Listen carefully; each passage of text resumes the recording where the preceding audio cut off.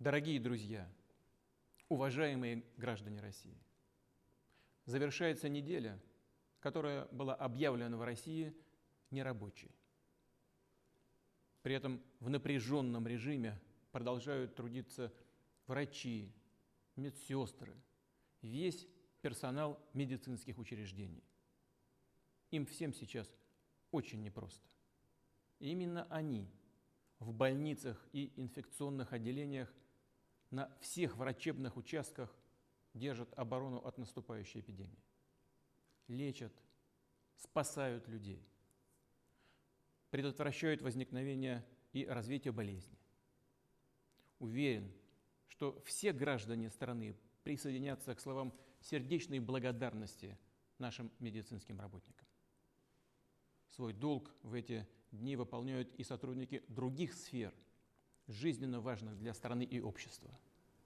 Хотел бы также искренне поблагодарить вас всех, без исключения. И, конечно, сказать спасибо волонтерам, добровольцам, неравнодушным людям. Всем гражданам, которые осознали, прочувствовали свою личную ответственность в борьбе с эпидемией. Строго исполняют рекомендации властей и врачей-специалистов.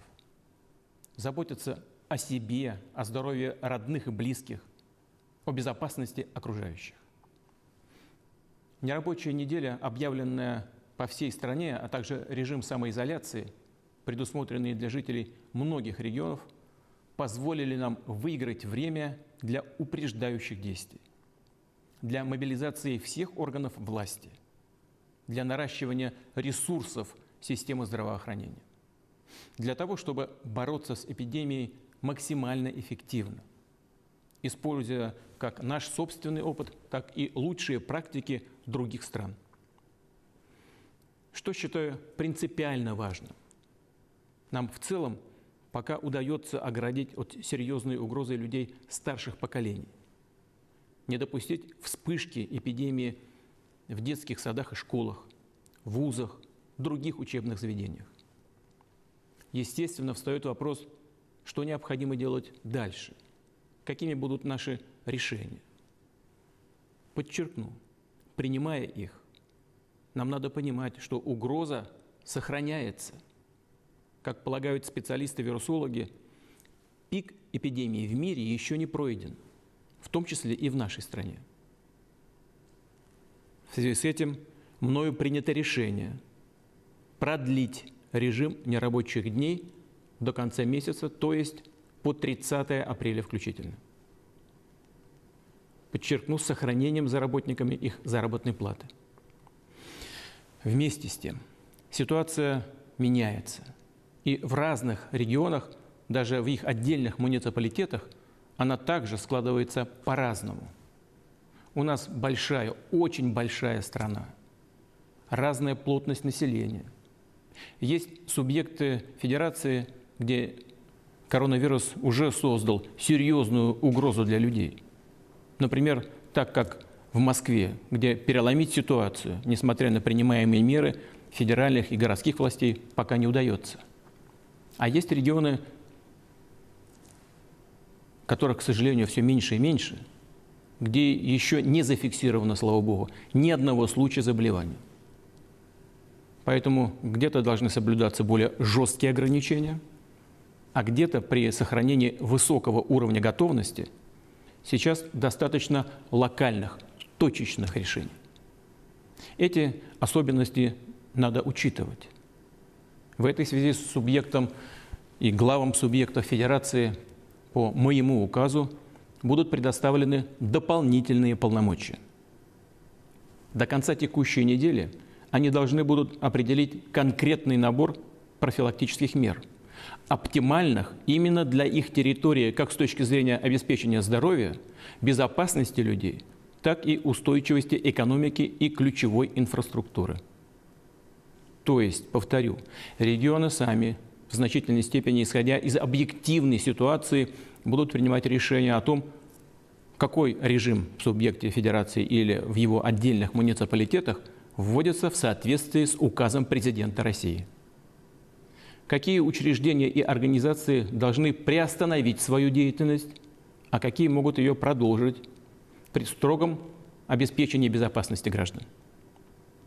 Добавлю, что, как и прежде, будут работать органы власти, предприятия с непрерывным производством, медицинские учреждения и аптеки, магазины товаров первой необходимости, все службы жизнеобеспечения. В том случае, если возникнет необходимость дополнительных ограничений для системообразующих предприятий, а также для образовательных, научных организаций, то регионы будут обязаны согласовывать такое решение с федеральным правительством.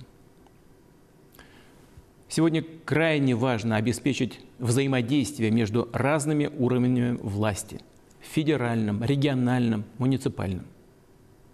Поэтому поручил своим полномочным представителям в федеральных округах плотно координировать работу регионов.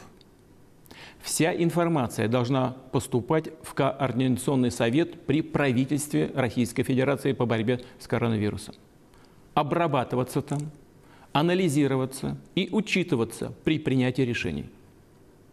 И, конечно, действия региональных властей в обязательном порядке должны быть согласованы с санитарно-эпидемиологическими службами.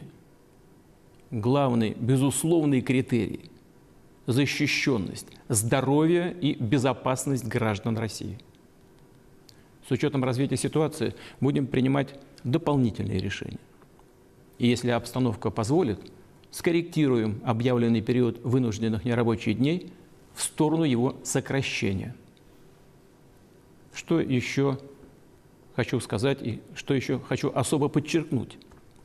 Реализуя меры по борьбе с эпидемией, нам нельзя забывать, что столь же важно сейчас сохранение рабочих мест и доходов граждан. Это общий приоритет для правительства, регионов, бизнеса. Эффективная, стабильно работающая экономика лежит в основе решения наших ключевых задач, в том числе и в сфере здравоохранения.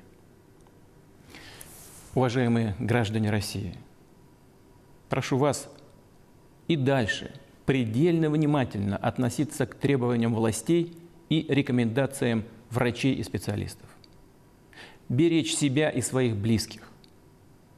Крайне важными, в ряде случаев решающими, были и остаются наша общая ответственность и взаимоподдержка.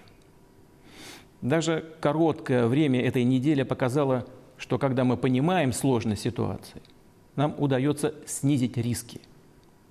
Уверен, мы и впредь будем действовать так же согласованно и надежно. И самое главное – на опережение. Благодарю вас за внимание. Будьте здоровы.